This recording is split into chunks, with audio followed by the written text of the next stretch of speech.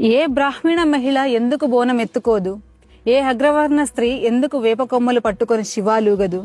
ఏ రెడ్డిగారి భార్యకో, ఏ దొరగారి భార్యకో, ఏ బాపనాయన భార్యకో ఎందుకు దేవుడు రాడు? కూలీనాలి చేసుకునే శ్రమజీవులే ఎందుకు ఇలా చేస్తారు?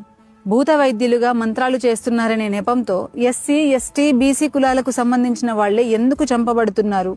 దీనంతటికీ కారణం సామాజిక వెనుకబాటుతనం.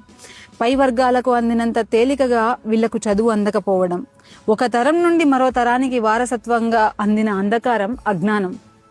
నవరాత్రి ఉత్సవాల్లో నర్తించే నాట్యమయూరిల్లో వాళ్ళు డ్యాన్సులు వేస్తుంటే ఈలలు కొట్టేవాళ్లల్లో, మెజారిటీగా మాలలు వేసేవాళ్లల్లో, డీజే పాటలతో వీధి వీధుల్లో తిరుగుతూ భక్తి ప్రవచనాల్ని ప్రచారం చేస్తున్న ఈ దేశ పౌరుల్లో, జై శ్రీరామ్ నినాదాలు చేసే వాళ్లల్లో, పాస్టర్లను నిలదీసే వాళ్లల్లో, ముస్లింస్ ని నిందించే వాళ్లల్లో ఏ కోమటాయన కొడుకో, ఏ బాపనాయన బిడ్డో ఉన్నారా? ఏ వాళ్లకు జై శ్రీరామ్ అనడం రాదా? వాళ్లకు దేశభక్తి లేదా? కనీసం ఏ ఒక్క బాపనాయన కొడుకైనా మాల వేసుకొని జెండా పట్టుకొని కాలినడకన కొండగట్టు అంజన్న దగ్గరికో, శ్రీశైలం మల్లన్న దగ్గరికో నడిచిపోయిన దాఖలాలు ఉన్నాయా? పై వర్గాలు రాజకీయాలు చేస్తూ వాళ్ల పిల్లల్ని పేరు మోసిన యూనివర్సిటీల్లో చదివిస్తుంటే మనం మాత్రం మన చెల్లెళ్లకు చీరలు కట్టించి మాస్ డ్యాన్స్ చేపిస్తూ విజిల్స్ వేస్తున్నాం. నిజమే కదా? ఒకసారి ఆలోచించండి. నాకు ఈ పోస్ట్ సత్యకాలకోటి గారి పేజ్లో కనిపించింది.